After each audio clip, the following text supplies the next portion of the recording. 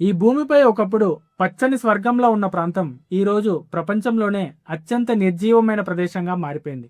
అక్కడ ఒక్క చేప కూడా బతకదు, ఒక్క మొక్క కూడా పెరగదు. అసలు అక్కడ ఏం జరిగింది? బైబిల్లో ఉన్న సొదొమ గొమొర్రా ప్రాంతాలు ప్రస్తుతం ఎక్కడ ఉన్నాయి? శాస్త్రవేత్తలు కనుగొన్న ఆధారాలు ఏం చెప్తున్నాయి? ఇంకా బైబిల్ చరిత్రకు సంబంధించిన అనేక ప్రదేశాల గురించి ఈరోజు వీడియోలో మనం తెలుసుకోబోతున్నాం. కాబట్టి వీడియో స్కిప్ చేయకుండా చివరి వరకు చూడండి. మీకు మంచి హిస్టారికల్ ఇన్ఫర్మేషన్ దొరుకుతుంది. మీరు కనుక మొట్టమొదటిసారి మా ఛానల్కి వస్తే దయచేసి మా ఛానల్ సబ్స్క్రైబ్ చేసుకోండి. ఇలాంటి విలువైన వీడియోలు మిస్ కాకుండా ఉండడానికి బెల్ ఐకాన్ నొక్కి పెట్టండి. ఇంకా మనం లేట్ చేయకుండా వీడియోలోకి వెళ్ళిపోదాం. కుమ్రాన్ గుహల నుండి కేవలం 1 కిలోమీటర్ దూరంలోనే డెడ్ సీ ఉంది. ఇది భూమి ఉపరితలంపై సముద్ర మట్టానికి సుమారు 430 మీటర్ల దిగువన ఉన్న ప్రదేశం. ఇందులో మనిషి మునిగిపోవడం దాదాపుగా అసాధ్యం. దీని ఉప్పదనం సముద్ర జలాల కంటే దాదాపు 10 రెట్లు ఎక్కువ. మీరు వెనక్కి వాలి పడుకుంటే నీరు మిమ్మల్ని తేలియాడేలా చేస్తుంది. భౌతిక శాస్త్ర నియమాలే మీరు అలా తేలిపోవడానికి కారణం. ఇక్కడ నీరు అత్యంత వేగంగా ఆవిరైపోతుంది, కానీ ఉప్పు ఖనిజాలు మాత్రం అలాగే మిగిలిపోతాయి. వేల సంవత్సరాలుగా అవి మరింత సాంద్రీకృతమవుతూ వచ్చాయి. అందుకే వాటిని ఈరోజు డెడ్ సీ అని పిలుస్తున్నాం. చేపలు లేవు, ఆల్గే లేదు, జీవం దాదాపు లేదు. కానీ బైబిల్ చెప్తున్నది మాత్రం పూర్తిగా భిన్నమైన దృశ్యం. దాదాపు 4000 సంవత్సరాల క్రితం ఈ ప్రాంతం అత్యంత సస్యశ్యామలమైన వ్యవసాయ క్షేత్రంగా ఉండేదని చెప్తుంది. అప్పట్లో దీనిని యోర్దాన్ లోయ మైదానం కిక్కార్ అని పిలిచేవారు. అది విస్తారమైన ఉష్ణమండల ఓయాసిస్. అబ్రహాం నుండి విడిపోయినప్పుడు లోతు చూసి దేవుని తోటవలే ఉంది అని వర్ణించిన ప్రదేశం ఇదే. అక్కడ పుష్కలమైన పచ్చదనం, సమృద్ధిగా తీయని నీరు ఉండేది.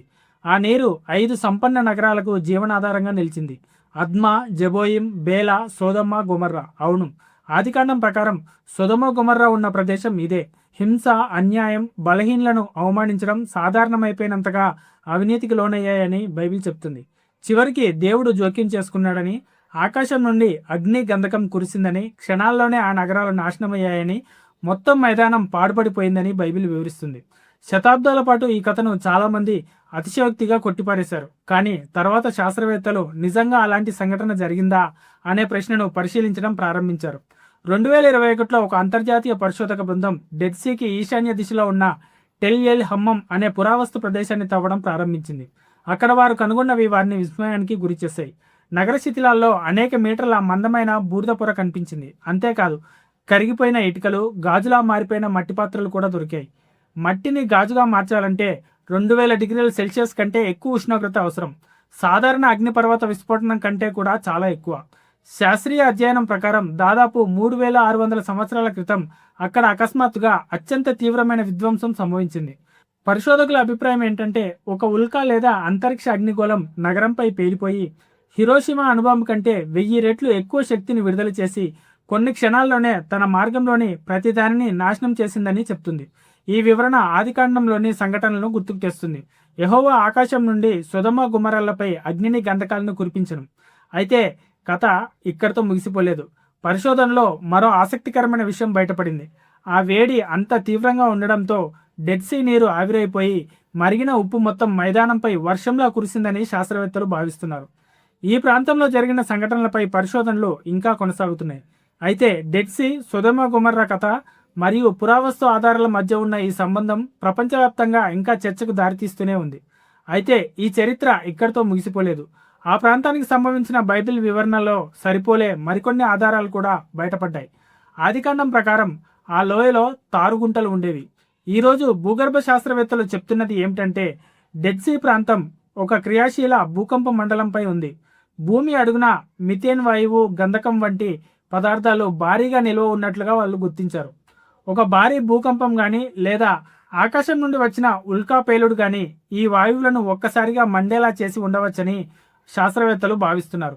అలా జరిగితే క్షణాల్లోనే 1000 డిగ్రీల ఉష్ణోగ్రత ఏర్పడి నగరాలను నాశనం చేసే శక్తి ఉత్పన్నమవుతుంది. పరిశోధకులు అక్కడ మరో విచిత్రమైన విషయాన్ని కూడా గమనించారు. తెల్లటి బూడిదలా కనిపించే నిర్మాణాలు. దూరం నుండి చూస్తే అవి గోడల్లా కనిపిస్తాయి, కానీ దగ్గరికి వెళ్ళి తాకితే వెంటనే పొడిలా కూలిపోతాయి.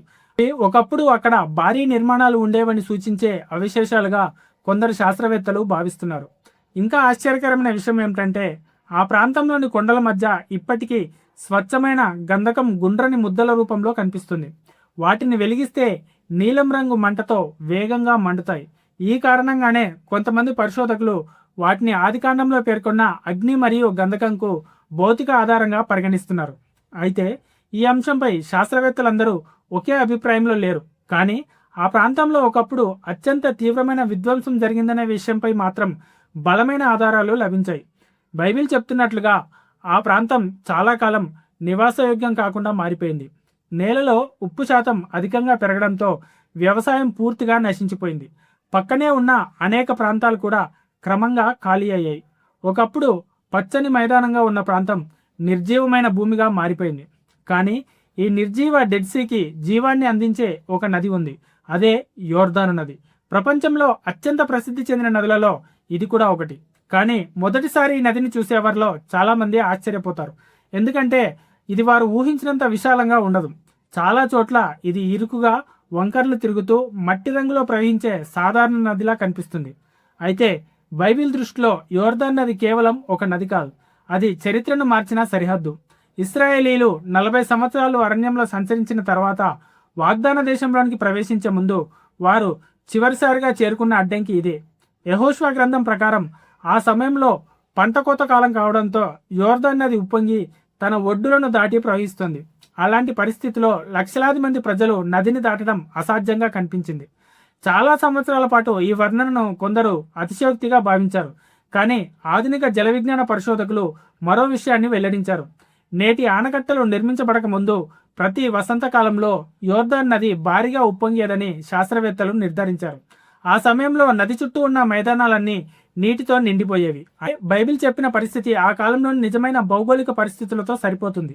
అయితే అసలు అద్భుతం ఇంకా ముందుంది. యెహోషువ గ్రంథం ప్రకారం యాజకులు నిబంధన మందసాన్ని మోస్తూ నదిలో అడుగుపెట్టిన వెంటనే ఎగువ నుంచి వస్తున్న నీరు ఒక్కసారిగా ఆగిపోయింది.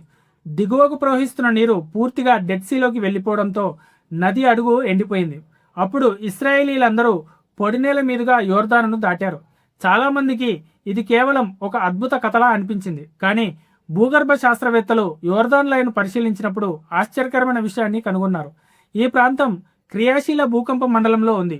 చరిత్రలో అనేక సార్లు భూకంపాల కారణంగా కొండ చర్యలు విరిగి పడిపోయి యోర్దాన్ నది ప్రవాహాన్ని పూర్తిగా అడ్డుకున్న సంఘటనలు నమోదయ్యాయి. చరిత్రలో కనీసం 6 సార్లు ఇలాంటి సంఘటనలు జరిగినట్లుగా రికార్డులు తెలియజేస్తున్నాయి. అందులో తాజాగా నమోదైన సంఘటన 1927వ సంవత్సరంలో జరిగింది. ఆ భూకంపం తర్వాత కొండ చర్యలు నదిలో పడడంతో యోర్దాన్ నది ఎగువ భాగంలో నీరు పూర్తిగా ఆగిపోయింది. దాదాపు 21 గంటల పాటు నది అడుగు ఎండిపోయింది. తర్వాత అడ్డంకి తొలగిన వెంటనే నీరు మళ్లీ ప్రవహించడం ప్రారంభించింది. ఈ సంఘటనను ఆధునిక చరిత్ర స్వయంగా నమోదు చేసింది. దాంతో యెహోషువ గ్రంథంలో చెప్పబడిన సంఘటన భౌగోళికంగా అసాధ్యం కాదని స్పష్టమైంది. అయితే యోర్దాన్ నది ఒడ్డున జరిగిన అత్యంత గొప్ప సంఘటన ఇంకా మిగిలే ఉంది. అదే యేసుక్రీస్తు బాప్తిసం పొందిన స్థలం. శతాబ్దాల పాటు యేసుక్రీస్తు నిజంగా ఎక్కడ బాప్తిసం పొందారు అనే ప్రశ్నకు స్పష్టమైన సమాధానం లేదు. వివిధ ప్రాంతాలను కొందరు సూచించారు, కానీ ఖచ్చితమైన ఆధారాలు మాత్రం కనిపించలేదు. అయితే ఒక పురాతన ఆధారం పరిశోధకుల దృష్టిని ఆకర్షించింది. అదే మదబా మ్యాప్. ఇది జోర్డాన్ దేశంలోని ఒక పురాతన చర్చిలో నేలపై మొజాయిక్ రాళ్లతో రూపొందించిన ప్రాచీన పటం. ఆ పటంలో యోర్దాన్ నది ఒడ్డున యేసు బాప్తిసం పొందిన స్థలం గుర్తించబడింది. చాలా కాలం వరకు కేవలం ఇది ఒక సాంప్రదాయ గుర్తింపుగానే భావించబడింది. కానీ 1990లో శాంతి ఒప్పందాల తర్వాత ఆ ప్రాంతంలో పురావస్తు తవ్వకాలు నిర్వహించే అవకాశం లభించింది. పరిశోధకులు అక్కడ తవ్వకాలు ప్రారంభించగానే ఊహించని ఆధారాలు ఒక్కొక్కటిగా వెలుగులోకి వచ్చాయి. యోర్దాన్ నది ఒడ్డున బైజాంటైన్ కాలానికి చెందిన 5 చర్చిల అవశేషాలు బయటపడ్డాయి. వాటిలో ఒక చర్చి ప్రాచీన క్రైస్తవులు బాప్తిసమిచ్చి యోహాను నివసించాడని విశ్వసించిన ఒక గుహపై నిర్మించబడినట్లుగా గుర్తించారు. అది మాత్రమే కాదు, నది ఒడ్డున పాలరాతితో నిర్మించిన మెట్లు కూడా బయటపడ్డాయి. ఆ మెట్లు నేరుగా నీటిలోకి దిగేలా నిర్మించబడ్డాయి. వాటి పక్కనే సామూహిక బాప్తిస్వాల కోసం ఉపయోగించినట్లుగా భావిస్తున్న మరిన్ని రాతి నిర్మాణాలు కూడా కనిపించాయి. ఈ ఆధారాలన్నింటినీ పరిశీలించిన తర్వాత ప్రారంభ క్రైస్తవులు యేసు బాప్తిసం జరిగిన స్థలాన్ని స్పష్టంగా గుర్తించి అదే ప్రదేశాన్ని పవిత్ర స్థలంగా సంరక్షించారని పరిశోధకులు భావిస్తున్నారు. అంతేకాదు, ఆ ప్రాంతంలో రోమా కాలానికి చెందిన రహదారులు, సరిహద్దు తనిఖీ కేంద్రాలు, పరిపాలనా భవనాల అవశేషాలు కూడా బయటపడ్డాయి. ఇది మరో ముఖ్యమైన విషయాన్ని కూడా నిర్ధారించింది. యోర్దాన్ నది కేవలం ఒక నది మాత్రమే కాదు, అది ఒక రాజకీయ సరిహద్దు.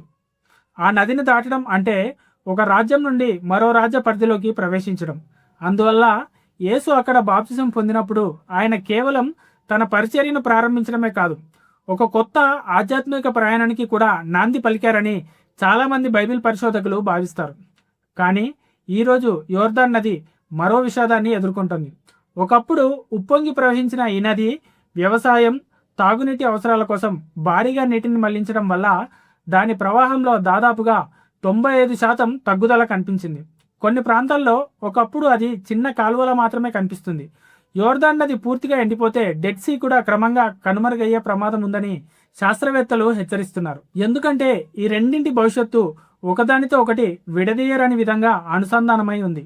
అయితే యోర్దాన్ నదిని దాటిన వెంటనే ఇశ్రాయేలీలు మొదటిసారిగా శిబిరం వేసిన ప్రదేశం గురించి బైబిల్ మరో ఆసక్తికరమైన వివరాన్ని చెప్తుంది. ఆ ప్రదేశం పేరు గిల్గాలు. ఇటీవల సంవత్సరాల్లో అక్కడ జరిగిన పురావస్తు పరిశోధనలు ప్రపంచవ్యాప్తంగా శాస్త్రవేత్తల దృష్టిని ఆకర్షించాయి. యోర్దాన్ నదిని దాటి వాగ్దాన దేశంలోకి ప్రవేశించిన తర్వాత ఇశ్రాయేలీలు మొదటి శిబిరం వేసిన ప్రదేశంగా బైబిల్ గిల్గాల్ను ప్రస్తావిస్తుంది. యెహోషువ గ్రంథం ప్రకారం యోర్దాన్ నది అడుగు నుండి తీసుకొచ్చిన 12 రాళ్లను ఇశ్రాయేలీలు 12 గోత్రాలకు గుర్తుగా అక్కడ నిలబెట్టారు. ఆ సంఘటన తరతరాలకు గుర్తుండాలని దేవుడు ఆదేశించాడు. కానీ ఆ గిల్గాలు ప్రస్తుతం ఎక్కడ ఉంది? ఈ ప్రశ్నకు సమాధానం కోసం పురావస్తు శాస్త్రవేత్తలు ఎన్నో దశాబ్దాలు వెతికారు. మొదట్లో వారు ఒక సాధారణ పురాతన నగరాన్ని ఊహించారు. గోడలు, కోటలు, భవనాల అవశేషాలు ఇలాంటివి కనిపిస్తాయని భావించారు. కానీ వారికి అలాంటివేమీ దొరకలేదు. అప్పుడు ఇశ్రాయేలు పురావస్తు శాస్త్రవేత్త ఆడమ్ జెట్టల్ ఒక భిన్నమైన ఆలోచన చేశాడు. భూమి మీద నుంచి కాకుండా ఆకాశం నుంచి ఆ ప్రాంతాన్ని పరిశీలించాలని నిర్ణయించుకున్నాడు. విమాన చిత్రాలను పరిశీలిస్తున్న సమయంలో అతని దృష్టికి ఒక ఆశ్చర్యకరమైన విషయం కనిపించింది. అక్కడ 1 కాదు, 2 కాదు, 5 భారీ రాతి నిర్మాణాలు ఉన్నాయి. కానీ వాటి ఆకారం సాధారణంగా లేదు. పైనుంచి చూస్తే అవి మనిషి పాదముద్ర ఆకారంలో కనిపిస్తున్నాయి. కొన్ని నిర్మాణాలు అనేక ఫుట్బాల్ మైదానాలంత విస్తీర్ణంలో ఉన్నాయి. ఇది యాదృచ్ఛికమా, లేక దీని వెనుక మరేదైనా అర్థముందా? దీనికి సమాధానం మనకు బైబిల్లోనే దొరుకుతుంది. యెహోషువ గ్రంథంలో దేవుడు తన ప్రజలతో ఇలా అంటున్నాడు: నీ పాదం మోపిన ప్రతి స్థలాన్ని నేను నీకు ఇచ్చాను. ప్రాచీన ప్రాచ్య సంస్కృతిలో పాదం అనేది కేవలం శరీర భాగం మాత్రమే కాదు, అది స్వాధీనం, అధికారం, యాజమాన్యంకు సంకేతంగా పరిగణించబడేది. ఒక భూమిపై పాదం మోపడం అంటే ఆ భూమిపై హక్కును ప్రకటించడం అనే అర్థం ఉండేది. ఈ నేపథ్యాన్ని బట్టి చూస్తే ఆ పాదముద్ర ఆకారంలోని నిర్మాణాలు కేవలం శిబిరాలు కాకపోవచ్చని పరిశోధకులు భావిస్తున్నారు. వాగ్దాన దేశాన్ని దేవుడు తమకు అనుగ్రహించాడనే విశ్వాసాన్ని ప్రజల ముందు ప్రకటించే ప్రత్యేక స్థలాలుగా అవి ఉపయోగించబడి ఉండవచ్చని వారు సూచిస్తున్నారు. మరొక ఆసక్తికరమైన విషయం ఏమిటంటే ఈ నిర్మాణాల చుట్టూ రాతితో నిర్మించిన ఒక మార్గం కూడా కనిపించింది. పరిశోధకుల అభిప్రాయం ప్రకారం ప్రజలు ఆ మార్గంలో ఊరేగింపుగా నడుస్తూ ఆరాధన కార్యక్రమాలు నిర్వహించి ఉండవచ్చు. అంటే వారు కేవలం పాదముద్ర ఆకారాన్ని నిర్మించలేదు, ఆ పాదముద్ర చుట్టూ నడుస్తూ దేవుడు ఇచ్చిన వాగ్దానాన్ని బహిరంగంగా గుర్తు చేసుకునే ఆధ్యాత్మిక ఆచారాన్ని కూడా పాటించి ఉండవచ్చని భావిస్తున్నారు. ఇప్పటికీ ఈ నిర్మాణాలపై పరిశోధనలు కొనసాగుతూనే ఉన్నాయి. ప్రతి కొత్త ఆధారం బైబిల్ చరిత్రను మరింత లోతుగా అర్థం చేసుకోవడానికి శాస్త్రవేత్తలకు సహాయపడుతుంది. కానీ మన ప్రయాణం ఇంకా ముగిసిపోలేదు. బైబిల్లో పేర్కొన్న మరో అద్భుతమైన ప్రదేశం ఈ రోజు కూడా తన రహస్యాలను ప్రపంచం ముందుకు నెమ్మదిగా వెలికి తీస్తూనే ఉంది. ఆ ప్రదేశం ఏంటి, దాని గురించి ఇంకా వివరాలు మీరు తెలుసుకోవాలి అనుకుంటే నాకు పార్ట్ 3 కావాలని చెప్పేసి మీరు కామెంట్ చేయండి. అదేవిధంగా మీరు కనుక మొట్టమొదటిసారి మా ఛానల్కి వస్తే దయచేసి మా ఛానల్ సబ్స్క్రైబ్ చేసుకోండి. ఇలాంటి విలువైన వీడియోలు మిస్ కాకుండా ఉండడానికి. అలాగే మీకు హై బటన్ కనిపిస్తే హైక్ చేయండి. ఎవరికైనా ఉపయోగపడుతుంది అనుకుంటే షేర్ చేయండి. పార్ట్ 3తో మళ్ళీ కలుద్దాం.